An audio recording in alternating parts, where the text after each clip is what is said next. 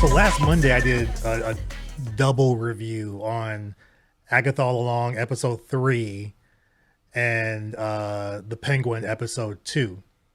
I talked about, not necessarily like comparing. Okay, I did compare a little bit, but we're going to talk about Agatha All Along first here to just kind of get that out of the way, because this one will be short. They'll both be relatively short, but this one will be short because episode 4 of Agatha All Along was not good at all. Like at all, especially considering what happened to episode 3, and you kind of have that cliffhanger ending going into this episode. It was actually a good episode 3 itself, just because you're learning more about the characters. You're learning kind of more about their history. You get little tidbits of it. Not a whole lot of information, but you get little tidbits that, whets the appetite a little bit.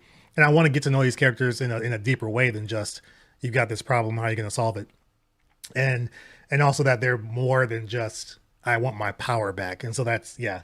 It's kind of like, okay, come on. Yeah, so episode 4, it starts, and it feels like they didn't know what direction they wanted to go in tonal-wise, but also just in the direction of the episode itself. It's more geared towards, I can't remember what her name, I don't know what any of the witches' names are outside of Agatha and then Teen, even though I know who that is. Even Aubrey Plaza's character, I think it's Rio, I can't remember what her actual name is. So there's this one, the Asian witch. It's more around her past and some things she has to deal with, and this demon or this curse that's kind of over her and her family, and how they kind of defeat that. Which, again, that was fine. But the way the episode goes, like it starts from where episode 3 ends, and then just kind of moves forward through their next trial. Which, again, I like that they're going through the trials, because that's the best part. But this one, it felt like it had no real direction. It's kind of jumping all over the place. They do sing this whole song. So there's a musical number in there. It's another house, just like in the first trial. So they're in another house, which holds this next trial. And it's this demon that they have to defeat by singing a song. Then, of course, there's a whole love thing between Aubrey Plaza's character and Agatha's character, Kathryn Hahn. There was that. They were really going strong with that one in this one. And it's weird because in the first episode, Aubrey Plaza's character is trying to kill Agatha, but in this one now they're kind of like trying to rekindle some kind of love relationship that they used to have, and they keep bringing it up, but they don't want to actually say it.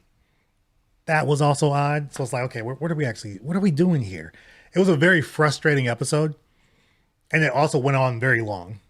Then they're still trying to pull you in with the whole, who is Teen? Who's this boy? Who is he really? What's his real name? They're still trying to do that whole thing too. And so it was just a very frustrating episode. And when it ended, I literally just said oh my God, come on. Can we keep moving, keep going? I think every episode moving forward is going to be a trial specific to one of the witches. And that may help us get to know them a little bit better. Maybe not. I don't know. But the direction needs to be a whole lot better, because after episode 3, going into this particular episode, as far as 4, it's like they lost all the momentum. And it's like you're starting all over again. I was very, very, very disappointed with episode 4. It makes you not really want to continue with it. I'm going to, just so I can tell you all and you don't have to watch it. But it's one of those scenarios where you had the momentum from episode 3 to kind of keep this thing rolling. And then you just squashed all that. And now you're kind of starting over. And you're going to probably most likely lose a lot of viewers just from that, from what happens in episode 4.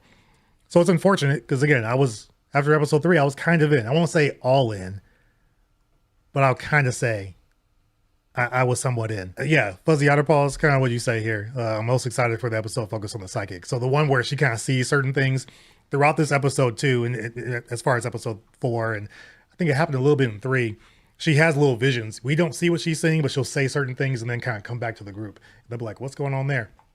She might be one of the most interesting characters as far as this coven. That part, I think, can be fine. So, yeah, I'm with you, Fuzzy Otterpaws. I'm excited to kind of see where her story goes and what she actually experienced. But the others, I'm not. It's just kind of like, I feel like they did start out, as far as this one, for the Asian witch, starting with hers and kind of getting hers out of the way. I think that was fine, because hers is kind of the most boring.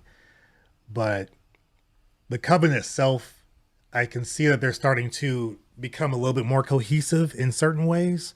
They understand more that they need each other in order to get through this, because when Agatha went through it before, she was like the only one left. Like she went through with the coven and she came out at the end by herself.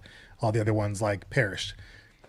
The others don't, you know, this coven that we're watching, they don't want that, obviously. So again, there's some dynamics that I can kind of connect to and look forward to, but episode 4 really is making it tough. I will say that. It's really making it tough. I'm glad that some people are enjoying it a lot. Like, there's aspects that I like. There's a lot of it that also doesn't work for me.